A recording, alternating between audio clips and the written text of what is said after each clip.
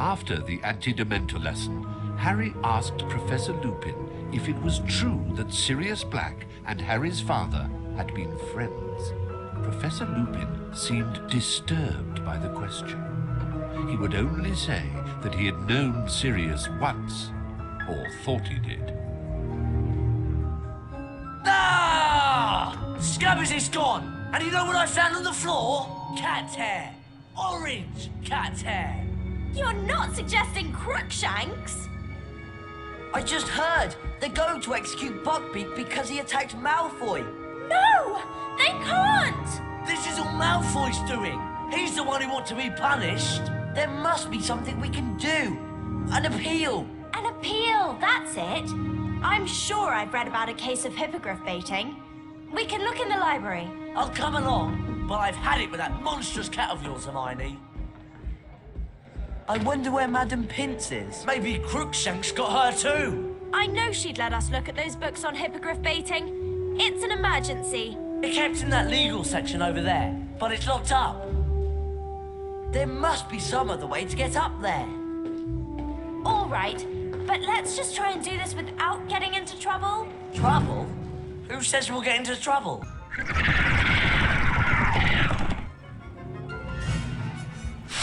Happy December the 9th, everyone, and welcome to Let's Play Harry Potter and the Prisoner of Azkaban. This is always 115 speaking, and I'd like to welcome you to the Forbidden Library.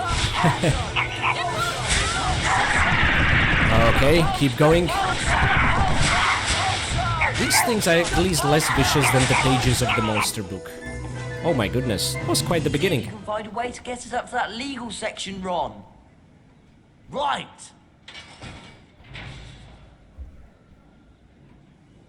Okay, now the game is gonna switch to Ron. Now guys, couple of very important things. If you look at the Marauders map, it's again gonna show you are nowhere near the Hogwarts interior. However, if you open up the stats screen, you're gonna find the bane of all our childhoods. Remember that one impossible to find secret in the second part of the Chamber of Secrets that no one ever found because it didn't exist? Something similar is happening here, although less offensive, because it doesn't take much to figure out this is outright a mistake. You're not looking for one obscure secret.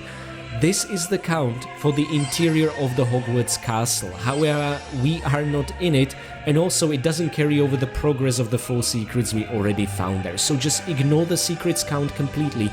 There are no secrets in this level. I repeat, no secrets in this level, okay?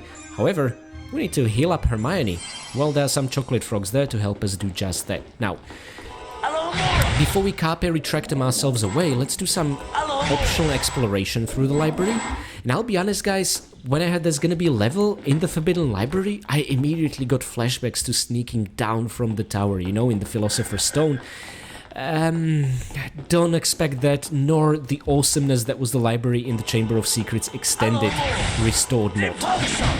Here it's just this and one other room, and it's gonna be really over before it even begins. Yeah, it's quite the letdown.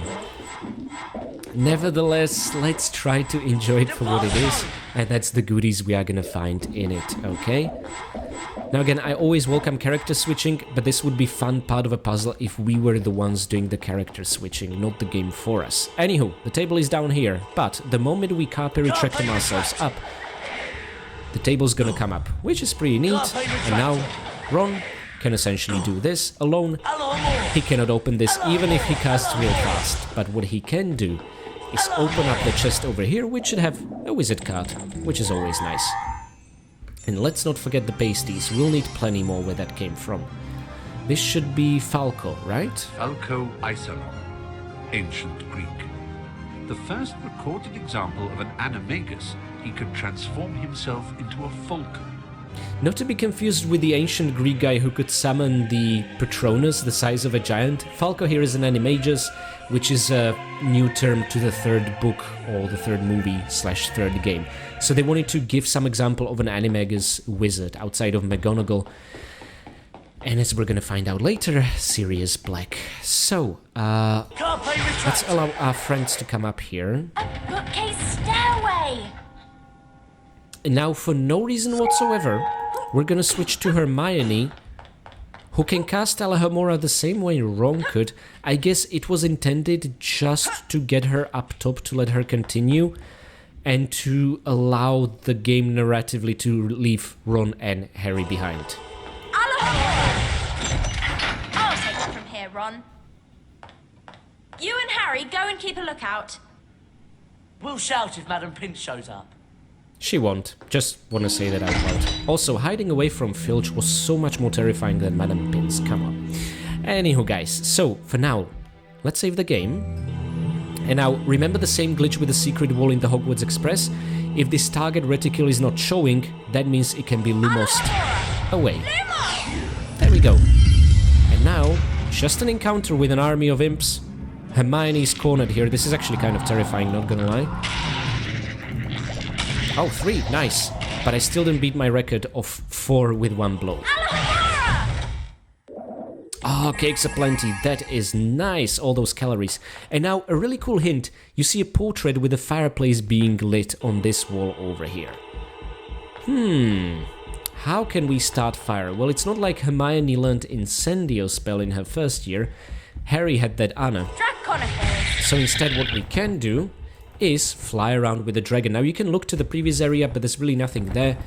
It's all about getting our hands onto that orb of fire, which is casually hanging around here just to allow you to pick it up and presumably try not to burn all those precious books in here.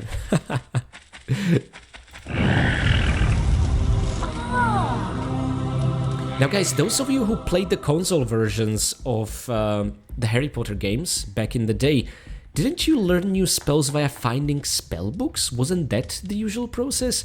This reminds me of that a lot. And yeah, anyhow guys, I'm afraid to say that this will be it for today's episode.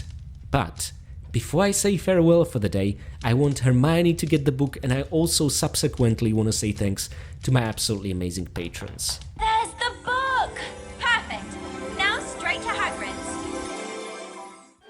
While Hermione's busy taking the book to Hagrid's, who knows what shortcuts she'll use, I would like to say thanks to my free Patreon members, and especially to my loyal Winstons.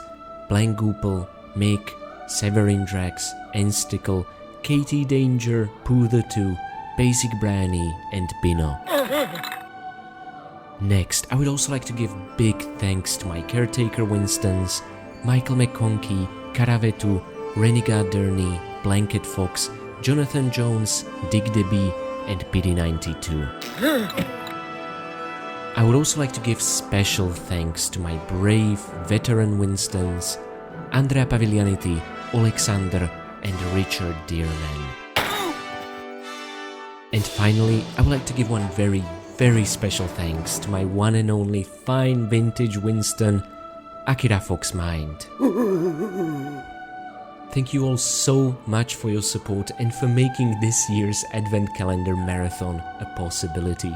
Without you, I would not be able to take the time off work to dedicate so much time to these videos, and also to keep all my videos completely demonetized so that you will not get interrupted by any ads when watching. Furthermore, I really want to say thanks to my patrons for making the Gryffindor common room as cozy as shown in the 3rd game. Honestly, this looks exactly like the kind of place I would want to spend my Christmas in. Amazing job, guys. You've upgraded it and it looks best than it's ever been.